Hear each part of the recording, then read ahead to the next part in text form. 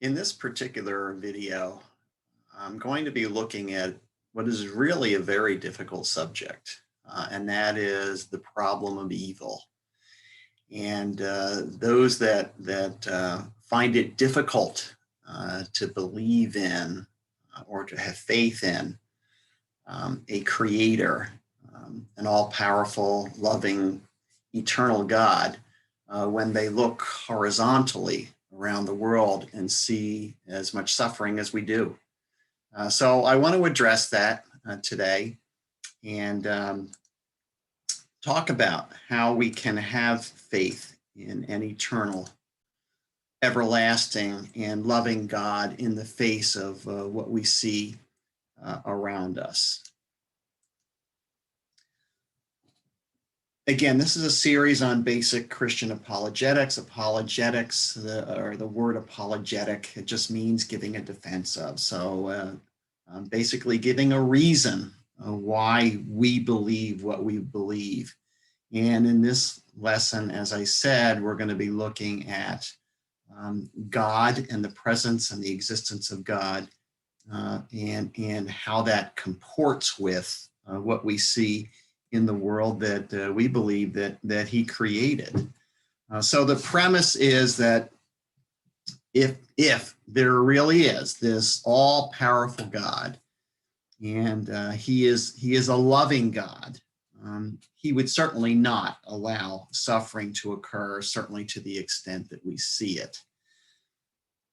Evil does exist. It's undeniable. And since evil exists, God either doesn't exist or he either isn't a God, and the atheists are all right, or he is not all powerful,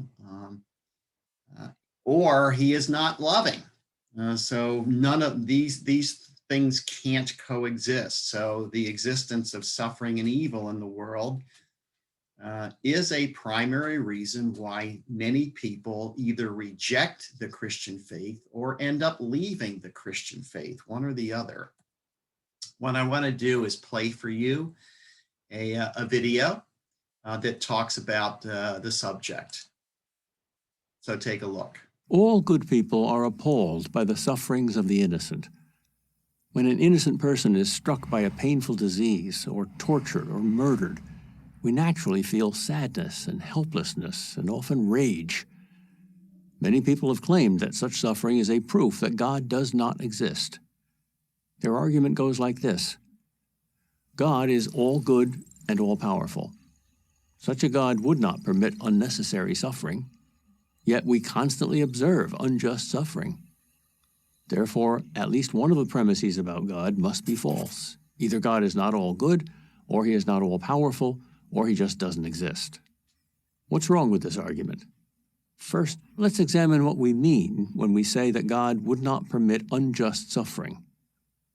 There are two categories of suffering: suffering caused by human beings, which we call moral evils, and suffering caused by nature, for instance, earthquakes or cancer.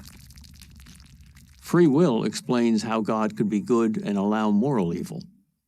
Because God has given people free will, they are free to behave against God's will. The fact that they do evil does not prove that God is not good. In addition, if there were no God, there would be no absolute standard of good. Every judgment presupposes a standard, and that's true of our moral judgments too. What is our standard for judging evil to be evil? The most we could say about evil, if there were no God, was that we, in our subjective tastes, didn't like it when people did certain things to other people. We wouldn't have a basis for saying an act was bad, only that we didn't like it. So the problem of human evil exists only if God exists. As for natural suffering, that poses what appears to be a more difficult question. We see an innocent child suffer, say from an incurable disease. We complain. Understandable. We don't like it. Understandable. We feel it is wrong, unfair, and shouldn't happen. Understandable. But illogical unless you believe in God. For if you do not believe in God, your subjective feelings are the only basis upon which you can object to natural suffering. Okay, you don't like it, but how is your not liking something evidence for God not existing. Think about it. It's just the opposite. Our judgments of good and evil, natural as well as human, presuppose God as the standard. If there's no God, there's neither good nor evil. There's just nature, doing what it does. If nature is all there is absolutely no need to explain why one person suffers and another doesn't. Unjust suffering is a problem only because we have a sense of what is just and unjust. But where does this sense come from? Certainly not from nature. There's nothing just about nature. Nature is only about survival. What, in other words, does it mean for suffering to be unnecessary or wrong? How is that determined? Against what standard? Your private standard means nothing. My private standard means nothing. We can talk meaningfully about suffering being unnecessary or wrong only if we have an underlying belief that a standard of right and wrong objectively exists. And if that standard really exists, that means there is a God. Moreover, the believer in God has an incomparably easier time than the atheist psychologically, as well as logically, in dealing with the problem of natural suffering. If you accept that a good God exists, it is possible to also believe that this God somehow sets things right, if not in this world, then in the next. For the atheist, on the other hand, no suffering is ever set right. There is no ultimate justice. The bad win and the good suffer. Earthquakes and cancers kill. End of story. Literally. If nature is all there is, how can a sensitive person remain sane in a world in which tsunamis wipe out whole towns, evil men torture and murder innocent victims, and disease attacks people indiscriminately? The answer is, it's not possible. Is that how you want to live?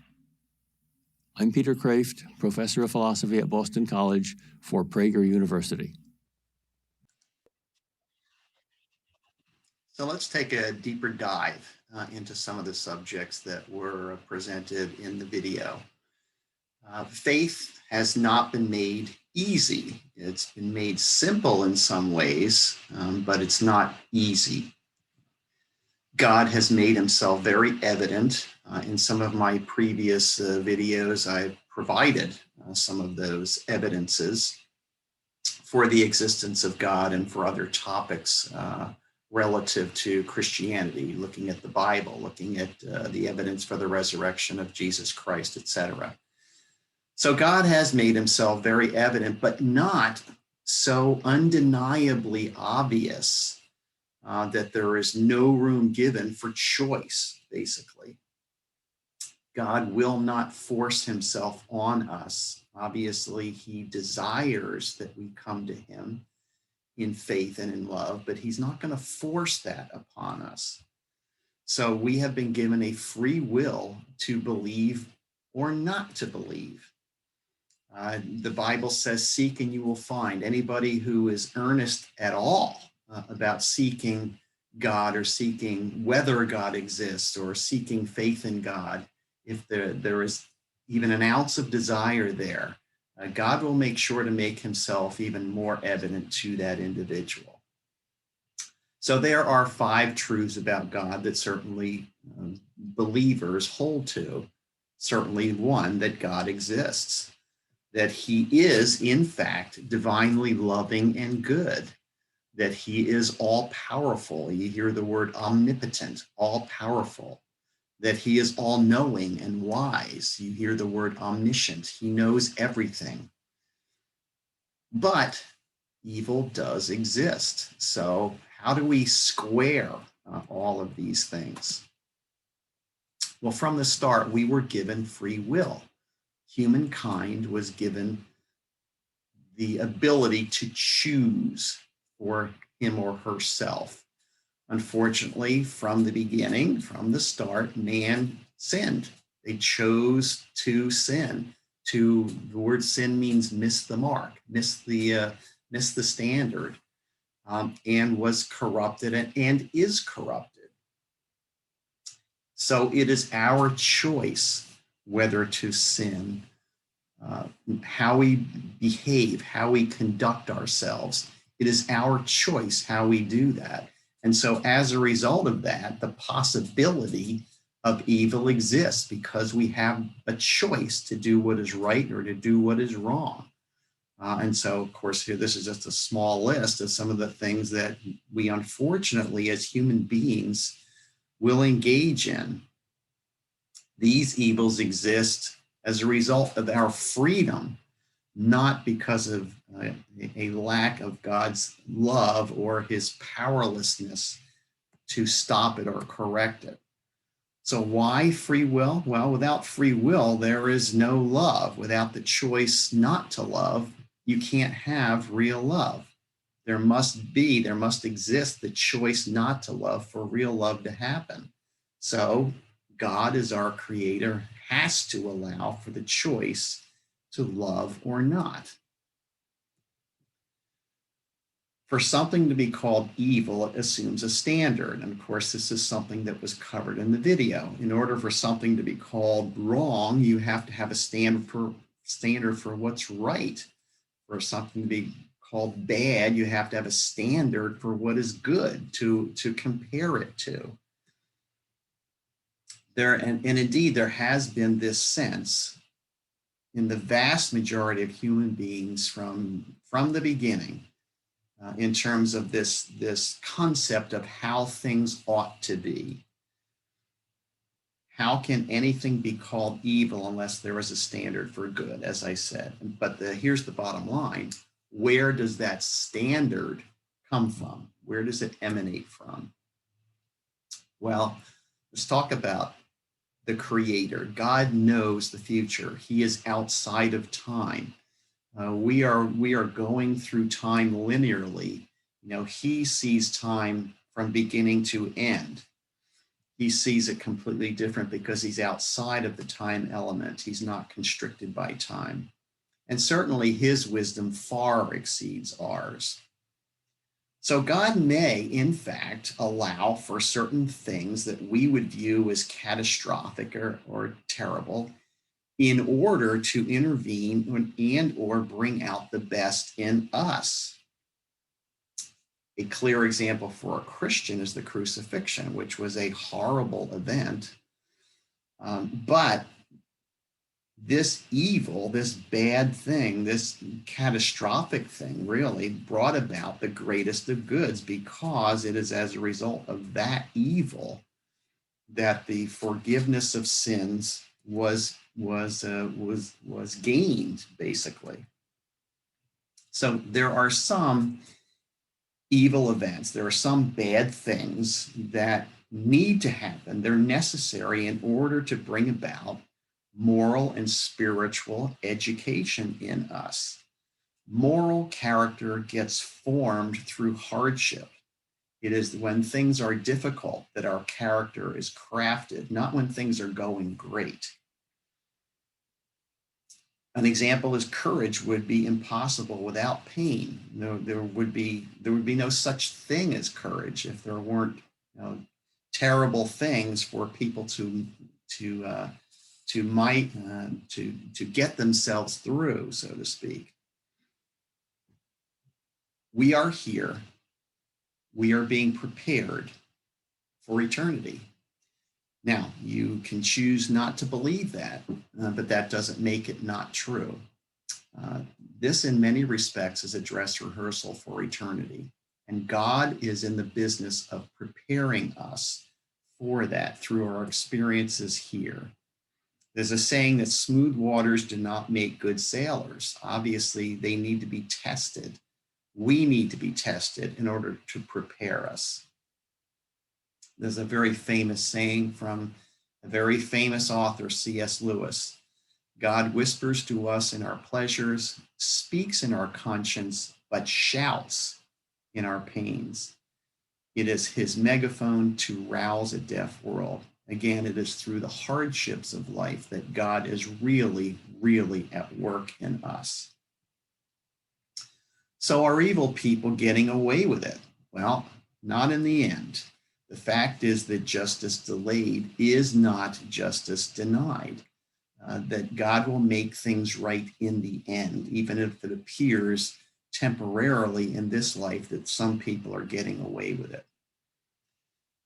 It's also interesting that it seems like the most objections to God in this regard, in this area, come from those who suffer little. It's not the people who are suffering the greatest who seem to levy this objection um, with respect to the problem of evil and the existence of God. In fact, so many of those who point to suffering in the world as evidence God doesn't exist aren't the ones suffering the most.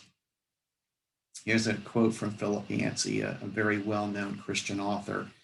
It is the world's greatest sufferers who have produced the most shining examples of unconquerable faith. And I think all of us, regardless of where we are in our walk, where we are relative to our beliefs in God, or whether we are agnostic or claiming to be an atheist, I think virtually everybody at one point or another has marveled at somebody who's demonstrating this kind of faith in the face of calamity.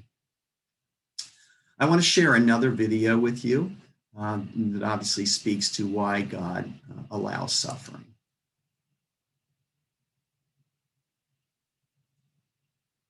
I went through 8 years of Catholic school, Sisters of Charity, and I got professional religious education throughout all those 8 years. Then I had 4 years of Jesuit prep school, and at the end of 12 years of religious education, I was an atheist. And then I came to Columbia. The sticking point in all that regarding religion for me was the Holocaust. I looked at that and I said, how is it possible that 6 million people could be exterminated in the course of a war that took 80 million lives, and there could be a God? How do you answer that question? There's, I'm going to push back and ask you, there sounds like there's two motives behind the question. Maybe they're both true for you. They're both very important questions. One is how could European civilization, which is based on Christianity for 1,000 years, produce something like that? Or was it much more general, and that is, how in the world could God allow that kind of evil and suffering? That's the question I want. The second one. Yeah, the second one. Much more interesting. Well, the first one is a terrible question too. I mean, it's a terrible question to answer for a Christian minister. But as a pastor, I have to say that the Holocaust is awful, and yet as a pastor for the last 35 years, I've been sitting in rooms with people, as a pastor, with parents whose little, 2-year-old get run over by a car. I mean, it doesn't seem like a Holocaust, but it's the same kind of misery, the same question. Right. Why in the world would God allow evil and suffering? So I've been through it and through it and through it and through it. The right response to anyone who's actually in the middle of suffering is silence and love and speaking when spoken to. Answers I've given to people over the years when they've asked me. The one is, I actually don't believe it makes it any easier to handle or face suffering by disbelieving in God. And I actually do Martin Luther King Jr.'s letter from Birmingham jail. He says, how do you know that a human deed is unjust, or a law? But he's talking about law, but how do you know a human law or deed is unjust? Only if there's a higher law that says it's unjust. Otherwise, what you've got out there is the strong eat the weak. That's how you and I got here. If there's no God, you and I came here through stronger organisms eating the weak organism, natural selection. That's what life's about. That's utterly natural.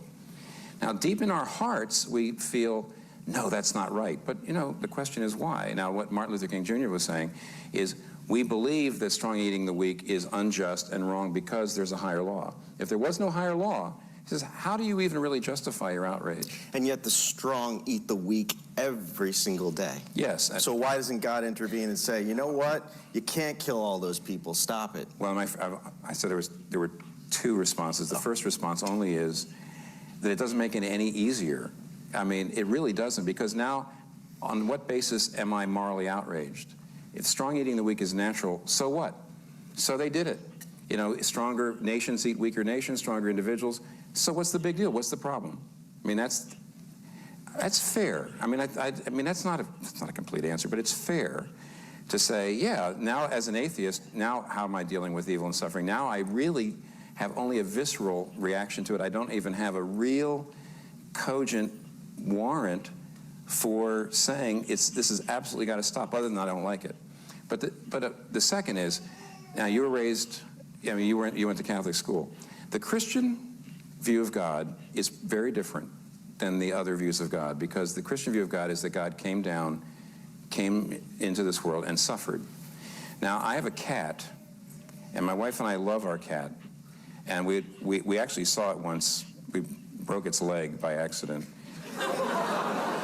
but we fixed it for only $1,000, which we never in a million years would have thought we would ever do for a cat. But well, you broke it, so. We broke the cat. You're kind of morally obligated. And it suffered. However, I think it's fair to say, because it doesn't have the same kind of self-consciousness, I would say that a human being suffering is probably at least sort of some kind of higher order. You're more aware of things. You know, there's more agony than a. If God really came to earth in Jesus Christ, and the suffering he went through on the cross voluntarily would have been far beyond my suffering. Now, what does that do? It does not. Even after you believe that God would have come down and become vulnerable to suffering and death, that does not yet give us an answer to the question of what the reason is that God allows evil and suffering. But it does tell us what the reason isn't. It can't be that he doesn't love us, or he wouldn't have come down and gotten involved. It can't be that he doesn't care, or he wouldn't be involved. I don't know what the reason is he hasn't stopped it yet, but it can't be a lack of, it can't be a remoteness, it can't be indifference, or he wouldn't have come and gotten down involved. Now that assumes you believe the gospel. But if you believe the gospel, what it does is it keeps off the idea of indifference and says, I don't know why he hasn't stopped evil and suffering.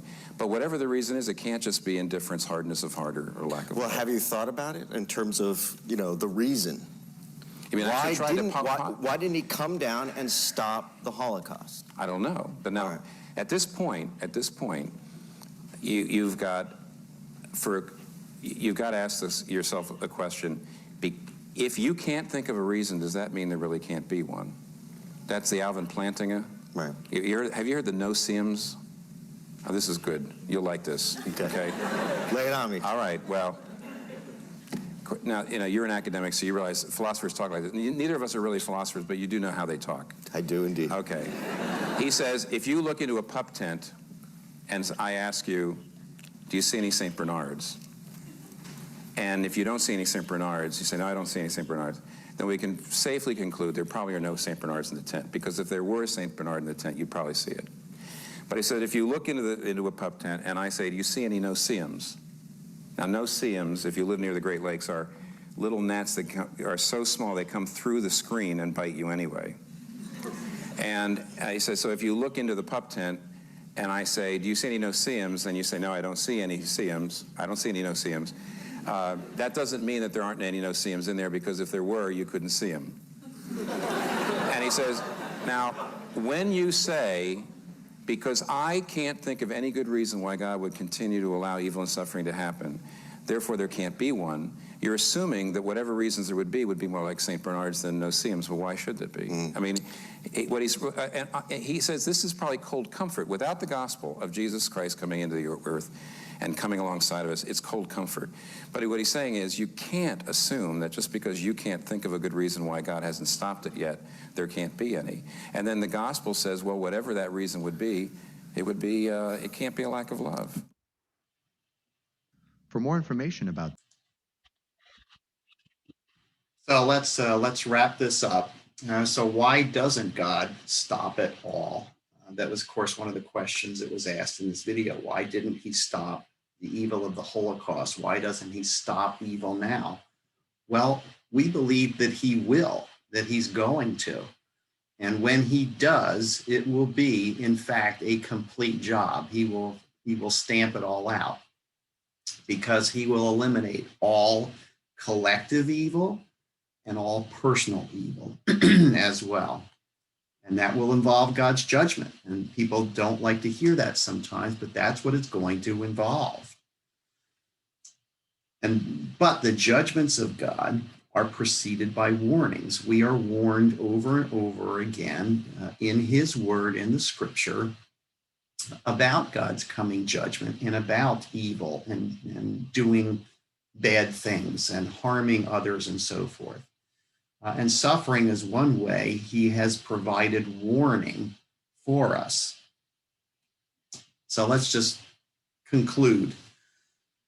God is all-powerful. The word omnipotent means all-powerful. God is indeed a loving God. By creating mankind with free will, as we discussed, he made room, he allowed for the possibility of suffering and evil to exist. Mankind, unfortunately, fell into sin right from the beginning, making poor choices, and then certainly those have continued all the way down through the ages. And that is the cause of the suffering and evil which exists, not God. The question, why doesn't God stop it? Why doesn't he fix it? Well, he will. He's going to. And he started by coming down in the person of Jesus Christ, by becoming incarnate, by taking on a human body and paying for all the wrong, all the wrongs, all the evil, all the bad stuff. He paid for it himself. And he's actually coming back again. And in fact, he will make things right. That's the bottom line. So I hope this has been at least helpful to you in dealing with the problem of evil and the fact that the existence of evil in the world, bad things happening, does not invalidate the presence of God. He is here with us. He continues to reach out to us, and he continues to seek fellowship, seek a relationship with us. And in fact, he did everything that he could by paying for all of our misdeeds himself to reconcile himself to us. So thank you for tuning in, and may God bless you.